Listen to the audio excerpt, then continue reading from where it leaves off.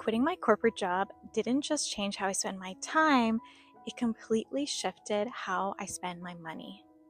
Last month, I spent $2,500 less than I did when I was working my full-time corporate job. And I did it without cutting my bills or downsizing my life. I did it by leaning into what I call the underconsumption mindset. Let's talk about what that means and how it could work for you too. Hi, I'm Kathleen, and welcome to a safe space where I'll help you reconnect to your needs and reclaim calm and clarity.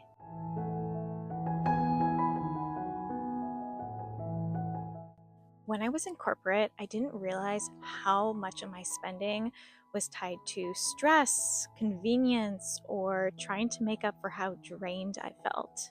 Things like grabbing food on the go, shopping as a treat, or just mindlessly scrolling and spending online.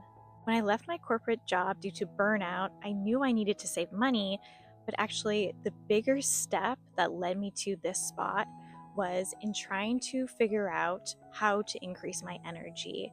I started tracking the things that drain and the things that nourish my energy. And what I realized was my overconsumption was actually draining my energy. And that's one of the key reasons why I created my free guide that I'll link below that can help you figure out the same for yourself.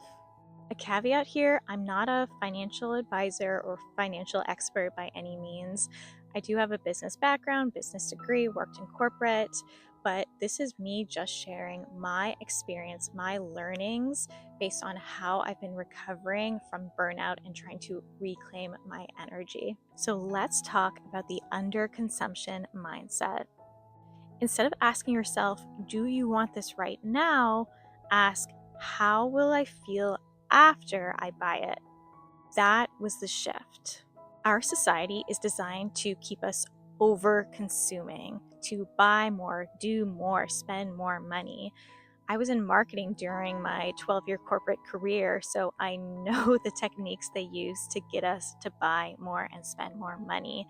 And even though I knew those techniques, I still fell into many of the traps. I still was spending more money than I really needed to, and that was adding value into my life. So during the purchase or when you buy something, it might feel like excitement or a quick hit of relief. But start noticing in your body how you feel afterwards. Do you feel calmer, lighter, more nourished? Or do you feel heavier, guilty, or regretful? That one question, how do I feel after, helped me slow down and rethink many of my habits.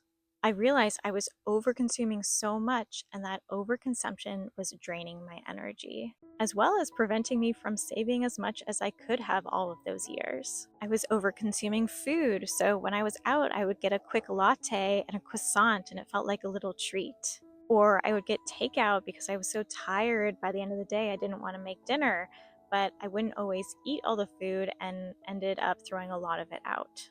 I was overconsuming clothes. I liked the feeling of the excitement when I would buy something that I saw online that I liked.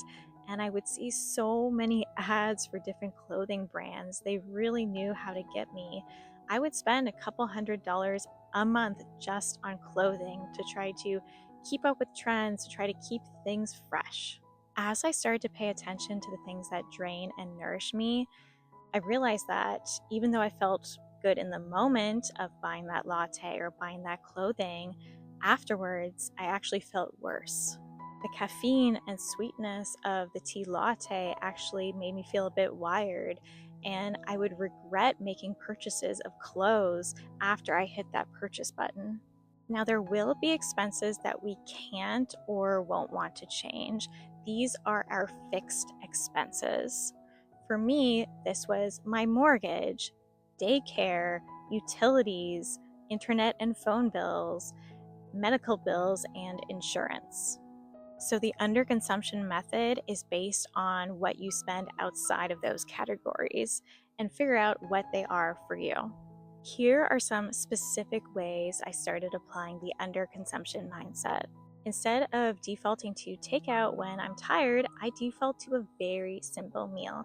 I am not a chef by any means, so think rice, maybe a veggie like broccoli, and then a protein. And after, I actually felt lighter and more nourished. Or when I consider buying something just for a little boost, I instead think to myself, is this something that I don't already need in my closet? And if not, is it something that I can try to thrift, go in store to look for? That way, I don't feel that time sensitivity of trying to buy online right now. I even looked at my subscriptions, so my online subscriptions. Like I had one for Audible, which allows you to listen to audiobooks. And for me, I used to do that because I felt like I needed to combine all of my tasks as much as possible to be as efficient as possible. But in understanding my drainers and nourishers, I know now that while I try to put a bunch of tasks together, it's actually draining my energy.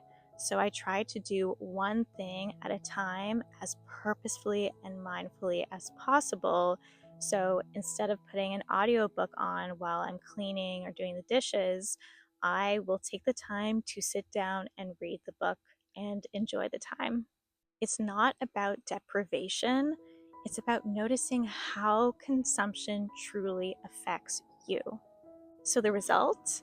Even without trying to budget, I spent $2,500 less last month than I did on average per month working my full-time corporate job.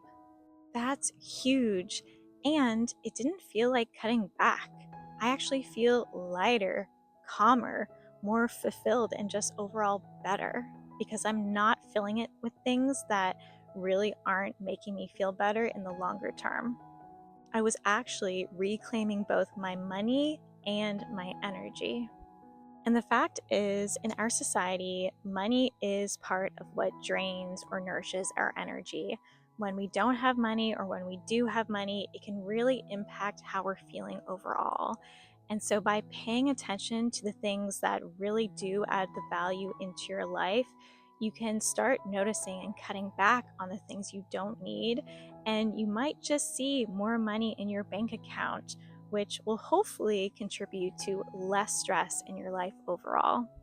So, if you're looking for a softer, more mindful way to save money instead of a strict budget or rules, try this. Pay attention to how you feel after you spend. It'll show you if something truly drains or nourishes your energy. And if it's draining your bank account and not nourishing your energy, why spend the money? It'll change your money, it'll change your bank account, and it'll change how much energy you have. And if you'd like help with this, again, this is exactly why I created my free guide to help you determine what drains and nourishes your energy so you can reclaim your life and reclaim clarity. I'd love to hear if you end up trying this. Let me know below, and I'll see you soon.